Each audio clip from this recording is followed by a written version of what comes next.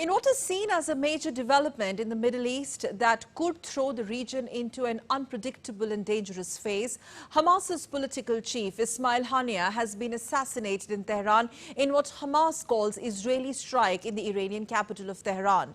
In a stern reaction, Iran has warned Israel of revenge and retaliation. The killing has been condemned by Turkey, Qatar, China and Russia, while Israel has neither confirmed or denied these strikes. Meanwhile, U.S. Secretary of State Antony Blinken has stated that the United States of America was not involved in this assassination. Hassan of DD India gets us more details in the report that follows. Hamas's chief political leader, Ismail Haniyeh, was killed in Iran's capital Tehran in the early hours on Wednesday.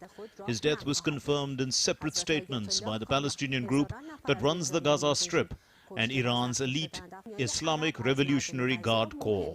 Haniyeh attended Iran's new president's swearing-in ceremony on Tuesday.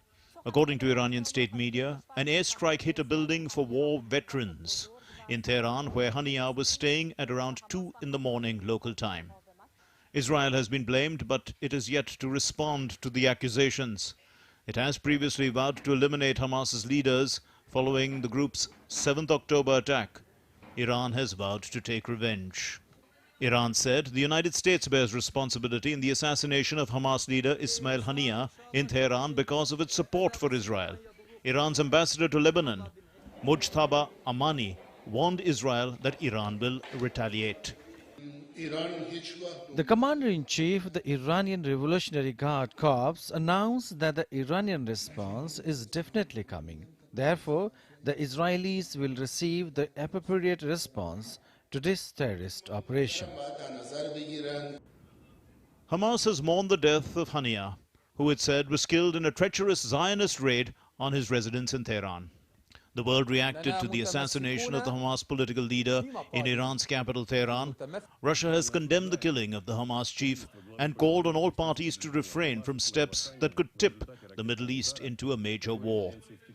Turkish President Tayyip Erdogan condemned the assassination of the Palestinian leader and said that it would not break the will of the Palestinians. Separately, Foreign Minister Hakan Fidan said in a social media post on X that Haniyeh had devoted his life to the Palestinian cause to bring peace and calm in Palestine. The Prime Minister of Qatar, the country which has acted as a mediator in ceasefire negotiations between Israel and Hamas, suggested on Wednesday that the killing of the Hamas leader Ismail Haniyeh could jeopardize efforts to secure a truce in Gaza. China, too, condemned the assassination of the Hamas Politburo chief. The United States has denied having any involvement in the assassination of Hamas chief. Secretary of State Antony Blinken said that nothing should take away from the importance of getting to the ceasefire in Gaza. Well, of course, I've seen the reports, and all I can tell you right now is I think nothing takes away from the importance of, as I said a moment ago, getting to the ceasefire, which is manifestly in the interests of the hostages and bringing them home. It's manifestly in the interests of Palestinians who are suffering terribly every single day. Germany has called on Middle East parties to use maximum restraint and keep a cool head. We call on all actors to use maximum restraint. The logic of reciprocal retaliatory acts is the wrong path, and what's most important now is to keep a cool head and to react with a cool head, because the very tense situation in the Middle East must not further escalate. Haniyeh's assassination comes as Israel's campaign in Gaza approaches the end of its 10th month, with no sign of an end to the war. Bureau Report, DD India. And in another significant development, an Israeli airstrike hit a building in Beirut targeting Hezbollah commander Fuad Shukr, whom Israel claims to have killed. Hezbollah denies responsibility for a recent attack in the Golan Heights. Lebanon, meanwhile, has condemned the strike and fears escalating regional conflict exacerbated by the earlier assassination of Hamas's top leader Ismail Haniyeh in Iran.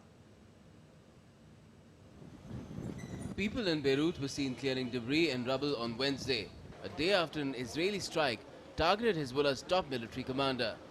Hezbollah said that its senior commander Fuad Shukr had been in a building in the southern suburbs of Beirut when it was struck by an Israeli airstrike, but the group did not confirm his fate.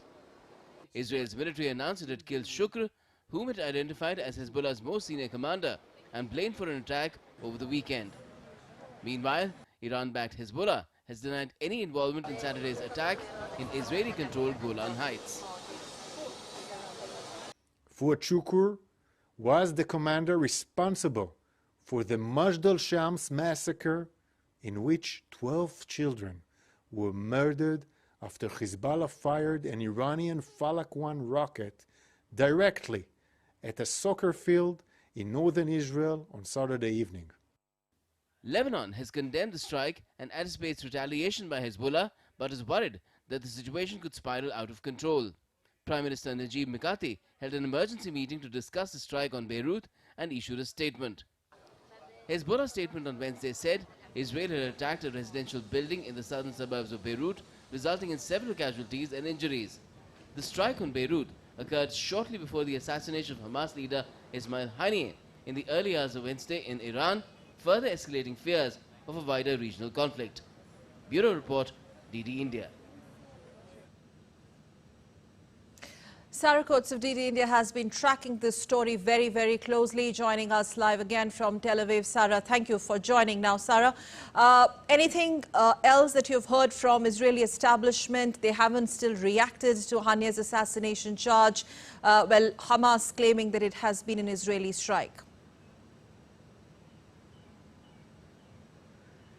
That's right. Still no official comment from the Israelis. We do know at this hour that the Prime Minister, Benjamin Netanyahu, he is holding a security assessment with top officials here in Israel, really trying to figure out Israel's next move. Now, we also know that the IDF Chief of Staff, Herzi Halevi, he's been touring these northern Israeli regions, touring places where aerial defences are stationed. Now, he's come out to say that Israel certainly doesn't want a wider regional war, but it is prepared for one. And this is the same message that we have heard from the Defence Minister as well, Yoav Gallant, but really not addressing this situation about Ismail Haniyeh directly. Now, we did hear, though, via a letter from Israel's Foreign Minister, Israel Katz. He sent this letter to around a dozen foreign ministries around the world.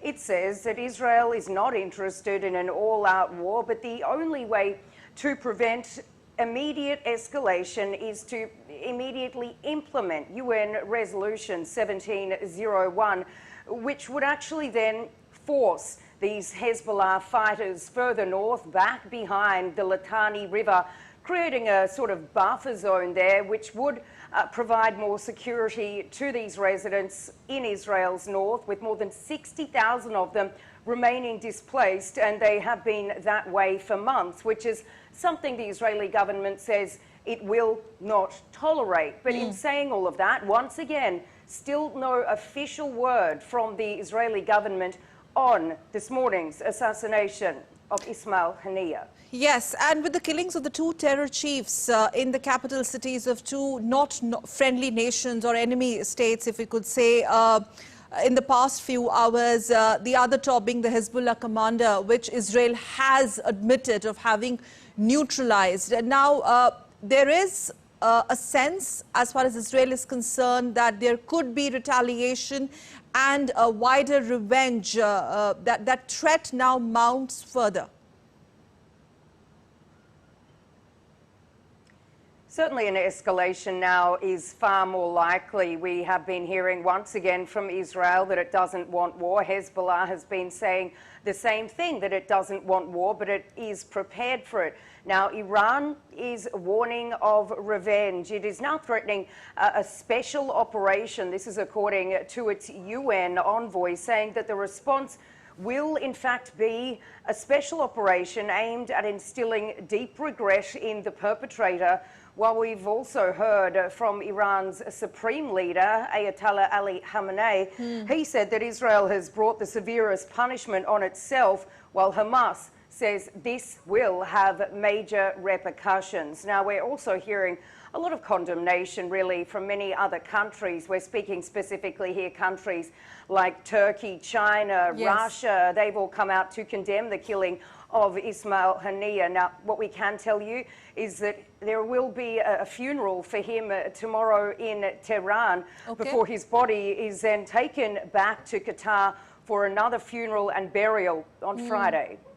All right, so next few days, in fact, are going to be very, very crucial. Thank you very much, Sarah, for joining us live from Tel Aviv on that story. Thank you.